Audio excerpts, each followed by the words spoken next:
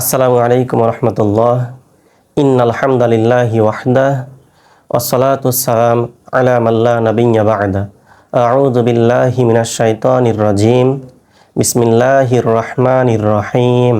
ইয়া আইয়াতুহান নাফসুল মুতমাইন্নাহ ইরজিই ইলা রাব্বিকি রাদিয়াতাম মারদিয়্যাহ ফাদখুলি ফি ইবাদি ওয়াদখুলি জান্নাতি।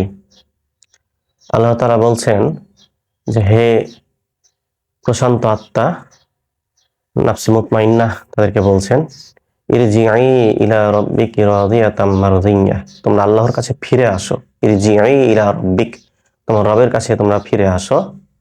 রাদিয়াতাম মারদিয়্যাহ, সন্তুষ্ট এবং সন্তোষজনক হয়ে। তারপরে তিনি বলছেন, ফাদখুলি ফি ইবাদি, আমার বান্দাদের অন্তর্ভুক্ত হয়ে যাও।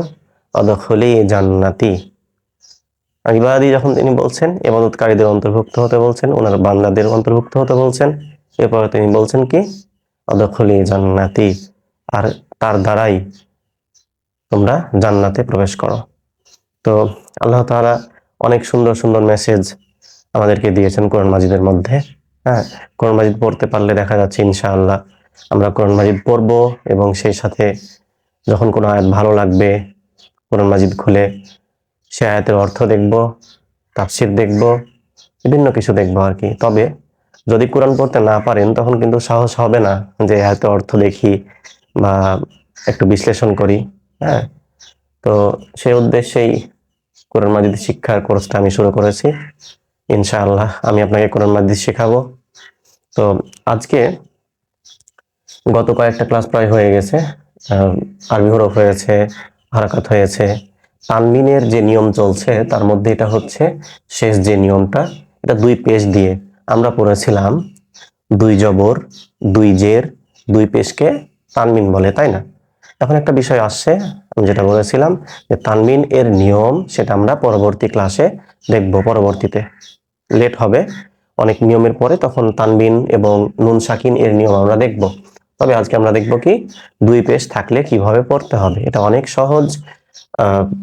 যখন আমরা হরকত হারাকাত পড়েছিলাম তখন একটা পড়েছিলাম কি, পেশ, এক পেশ, তাই না? যেমন বা পেশ গু, সা পেশ সু, জিম পেশ জু, এ ধরনেরগুলো পড়েছিলাম।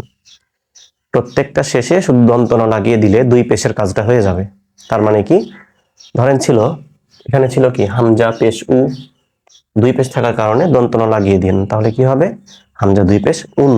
তার মানে হারকাত যদি বা হারাকাত যদি ঠিক মতো করে রাখেন তাহলে এটা ইনশাআল্লাহ সহজ হবে। তো আমি পড়ে যাই, খুব সিম্পল, খুবই সহজ। আমি জাস্ট পড়ে যাচ্ছি, মনোযোগ দিয়ে শুনবেন। দেখেন, প্রথমত আছে হামজা দুই পেশ উন, বা দুই পেশ বুন, তা দুই পেশ তুন। এখানে খেয়াল করেন, এগুলোতে আমি গুরুত্ব দেই এজন্য যে এগুলোতে ভুল হয়ে যায় অনেক সময়।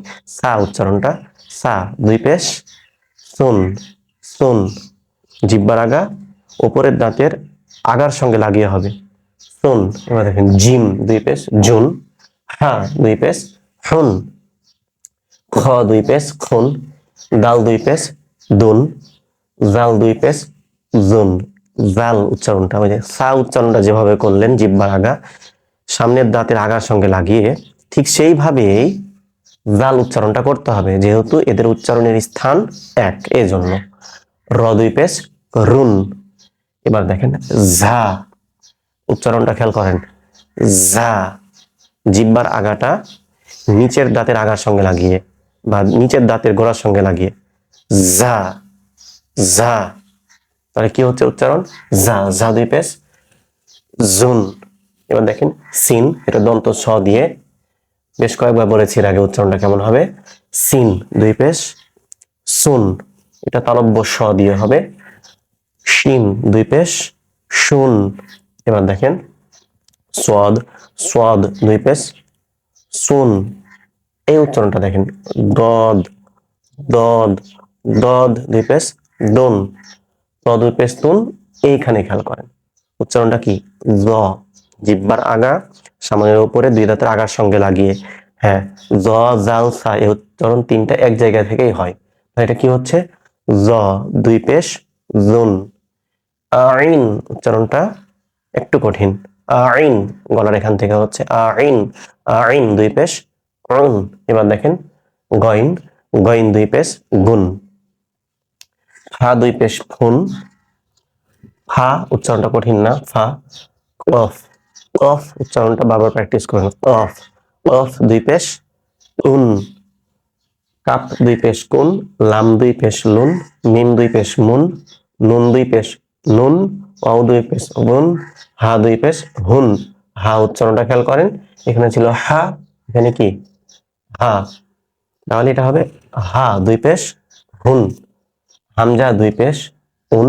এখন খেয়াল করেন, ইয়া পেশ ইউ শিখেছিলাম আমরা, তাই না? তাহলে এখানে কি হবে, ইয়া দুই পেশ ইয়ন। এইভাবে আমরা দুই পেশ থাকলে পড়বো। বিষয় হচ্ছে আমরা শিখেছি অলরেডি হরকত বা হারাকাত। সেটা কি ছিল? এক জবর এক জের এক পেশ থাকলে সেটাকে আমরা হরকত বলবো এবং তাড়াতাড়ি পড়বো। এরপরে আমরা দুই জবর দুই জের দুই পেশ থাকলে তানবিন পড়বো। তবে তানবিন পড়ার নিয়ম আমরা পরবর্তীতে শিখবো।